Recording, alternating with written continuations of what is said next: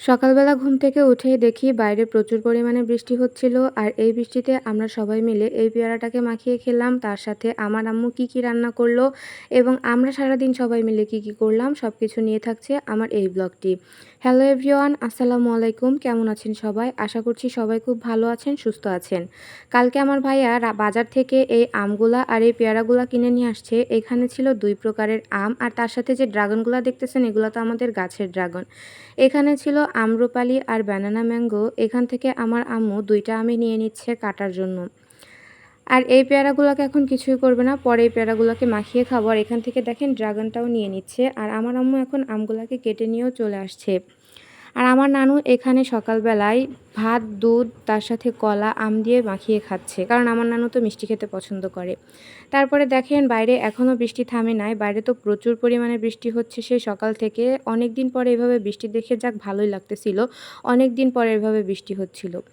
এত বৃষ্টির মধ্যে তো আর বাইরে রান্না করতে যাওয়া যায় না। তাই বাসার ভেতরেই রান্না করার ব্যবস্থা করছে আম্মু। আমাদের ভেতরে যে রান্নাঘরটা আছে আজকে সেখানেই রান্না করা হবে। আর এখানে দেখেন আজকে রান্না করবে গরুর মাংস আর তার সাথে ঝিঙেগুলাকে ভাজি করবে। সবকিছুকে সুন্দরভাবে কাটাকাটি করে নিয়েও চলে আসছে গুছিয়ে নিয়ে। আর এখানে দেখেন গরুর মাংসটাকে ম্যারিনেট করে নেবে। ঈদের দিন আমার আম্মু যে মাংসটা রান্না করছিল ওই মাংসটার টেস্ট এত মজা হয়েছিল, তাই আবারও আম্মুকে বলছিলাম ঈদের দিন যেভাবে মাংস রান্না করছিলে ঠিক ওইভাবেই মাংস রান্না করতে। তো আমার আম্মু তার জন্য মাংসটাকে প্রথমে ম্যারিনেট করে রেখে দিবে। ঈদের দিনের ওই মাংসটা নাকি ম্যারিনেট করার জন্য এত মজা হয়েছিল। তাই এখানেও দেখেন প্রথমে মাংসটাকে ম্যারিনেট করে নিচ্ছে। আর মাংসটাকে ম্যারিনেট করার জন্য প্রথমে এখানে সব মশলাগুলোকে দিয়ে দিল। আর মশলাগুলোকে দেওয়ার শেষে তেলটাও দিয়ে দিল। এখন এই মশলা আর মাংসগুলোকে সুন্দরভাবে মাখিয়ে নিবে। এই মশলাটা দিয়ে যখন মাংসটাকে মাখায় তখন তো দেখে মনে হয় কাঁচাই খেয়ে ফেলি, কিন্তু কাঁচা তো আর খাওয়া যাবে না। আর এই যে দেখেন কত সুন্দর লাগতেছে দেখতে। এখন এই মাংসটাকে কিছুক্ষণের জন্য ঢেকে রেখে দিবে। আর এই মাংসটাকে ম্যারিনেট করা তো শেষ, এখন রান্না করবে হচ্ছে ঝিঙে ভাজি। আর ঝিঙে ভাজি করার জন্য দেখেন কড়াইতে দিয়ে দিল তেল, আর তেলের সাথে দিয়ে দিল একে একে পেঁয়াজ, কাঁচামরিচ আর তার সাথে দিল রসুন। এটা দিয়ে কিছুক্ষণ ভাজি করার পরে এর ভিতরে দিয়ে দিল হলুদ। এখন এটাকে কিছুক্ষণ ভাজি করে নিবে। আর তারপরে দেখেন এর ভিতরে দিয়ে দিল সেই ঝিঙেগুলাকে। ঝিঙেটা দেওয়ার পরে এখন এটাকে সুন্দরভাবে নাড়িয়ে চাড়িয়ে একসাথে মিশিয়ে নিবে। আর এই যে দেখেন ঝিঙেটাকে ভাজি করাও হয়ে গেছে। আর এখন রান্না করবে সেই গরুর মাংস। গরুর মাংস রান্না করার জন্য এখানে দিয়ে দিল কিছু মশলা তেলের ভেতরে। আর তারপরে দিয়ে দিল সেই মাংসটাকে। এই ম্যারিনেট করা মাংস খেতে কিন্তু সত্যি অনেক মজা হয়। এই মাংসটাকে দেওয়া হয়ে গেল কড়াইতে। আর এরপরে এর ভেতরে দিয়ে দিবে কিছু আস্ত রসুন। আর তার সাথে দিয়ে দিবে চুই ঝাল। গরুর মাংসে চুই ঝাল দিলে যে কী মজা লাগে খেতে, অনেক মজা হয় কিন্তু গরুর মাংসটা খেতে। এখন সব কিছুকে সুন্দরভাবে নাড়িয়ে চাড়িয়ে একসাথে মিশিয়ে নিবে। আর এটাকে সুন্দরভাবে নাড়িয়ে চাড়িয়ে মিশিয়ে নেওয়ার পরে এটাকে একটা ঢাকনা দিয়ে সুন্দরভাবে ঢেকে দিবে। এটাকে তো কিছুক্ষণের জন্য ঢেকে দিল। আর তারপরে দেখেন এই মাংসটা থেকে কতটা পানি বেরিয়ে আসছে। অনেকটা পানি বেরিয়ে আসছে। আর এই মাংসতে কিন্তু এক্সট্রা কোনো পানি ইউজ করবে না, এই পানিতেই এই মাংসটাকে কষাতে হবে। আর তারপরে দেখেন আমিও চলে আসছি আমাদের ফ্রিজের কাছে। এখান থেকে এখন আমি পেয়ারা নিয়ে পেয়ারা মাখাবো। তো এখান থেকে তো আমি একটা পেয়ারা নিতেও চলে আসছি। আর এই যে দেখেন পেয়ারাটা আমি উঠাতে পারছি না, তো যাই হোক পেয়ারাটাকে নিয়ে নিলাম। এই পেয়ারাটাকে এখন মাখানো হবে। এই পেয়ারাটাকে নিয়ে এখন আমি চলে গেলাম আমার আম্মুর কাছে। আর আম্মু এখানে দেখেন পেয়ারাটাকে সুন্দরভাবে আমাকে মাখিয়ে দেওয়ার জন্য বটি নিয়ে বসে পড়ছে পেয়ারাটাকে কাটাকাটি করার জন্য। আর এই যে পেয়ারাটাকে সুন্দরভাবে কাটা হয়ে গেছে।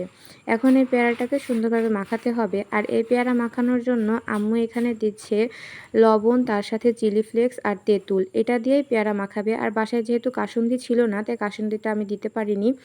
কাসুন্দি দিলে কিন্তু পেয়ারা খেতে আরও অনেক বেশি মজার লাগে। তো এখানে দেখেন আমার আম্মুর এই পেয়ারাটাকে মাখানো হয়ে গেছে। আর পেয়ারাটা দেখতে কত লোভনীয় লাগতেছে। তারপর আমরা সবাই মিলে এখানে বসে বসে পেয়ারা খাচ্ছি। আর এই পাশে ভাবির মাংস কষানোও হয়ে গেছে।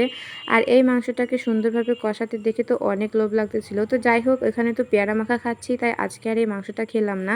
এখানে এখন পানি দিয়ে দিল মাংসটাকে সুন্দরভাবে রান্না করার জন্য। পরিমাণ মতো পানি দিয়ে এখন এটাকে সুন্দরভাবে ঢেকে দিল। আর তারপরে আমরা সবাই মিলে একসাথে বসে বসে পেয়ারা খাচ্ছি। আর এখানে দেখেন ঐশীও কিন্তু আমাদের সাথে বসে বসে পেয়ারা খাচ্ছে। ও একা একা বসে বসে আমাদের সাথে এভাবে মাখাগুলো খায়, তখন কিন্তু আর একটুও ঝাল লাগে না, কিন্তু অন্য সময় যখন ও ভাত খেতে যায় তখন ওর অনেক বেশি ঝাল লাগে। আর এখানে দেখেন গরুর মাংসটাও রান্না করা হয়ে গেছে। আর তারপরে এখন রান্না করে নিচ্ছে ভাতটা রান্না করলে রান্না বাড়া সব কিছু শেষ হয়ে যাবে। আর আমরা চলে গেলাম গোসল করতে, গোসল করে নামাজ পড়ে চলে আসছি খেতে। এখন দেখেন খাওয়া দাওয়া করার জন্য সবাই চলে আসছি আমরা। এখন আম্মুর রুমে খাওয়া দাওয়া করব। আর এখানে দেখেন আম্মু আমাদের সবার জন্য খাবারগুলোকে বেড়েও দিচ্ছে। বৃষ্টির দিনে দুপুরবেলায় এরকম গরম গরম ভাত আর তার সাথে ভুনা গরুর মাংস খেতে তো অনেক মজা লাগে। আর এই ঝিঙে ভাজিটাও কিন্তু অনেক মজা হয়েছিল। যদিও বৃষ্টির দিনে দুপুরবেলায় গরম গরম খিচুড়ি হলে একটু বেশি ভালো হতো, কিন্তু খিচুড়ি আর আজকে আম্মু রান্না করেনি। আজকে যেহেতু ভাত রান্না করছিল তাই আমরা মজা করে ভাত দিয়ে গরুর মাংস খাচ্ছিলাম সবাই মিলে একসাথে। তো প্রথমে এখানে ঝিঙে ভাজি দিয়ে খাওয়া শেষ করে এখন নিয়ে নিচ্ছি গরুর মাংস। আর গরুর মাংসটা খেতে যে কি মজা হয়েছিল! এখানে আস্ত রসুন ছিল, এই রসুনটা তো পুরো একদম সেদ্ধ হয়ে গেছিলো, আর তার সাথে চুই ঝাল, কিছু বলারই নেই, এত মজা হয়েছিল খেতে। তো সবাই মিলে একসাথে খাওয়া দাওয়া করে নিচ্ছি এখন।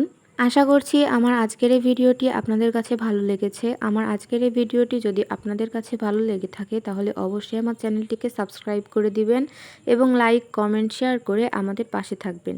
আমার আজকের এই ভিডিওটি এখানেই শেষ করছি। দেখা হবে নেক্সট কোনো ব্লগে। আল্লাহ হাফেজ।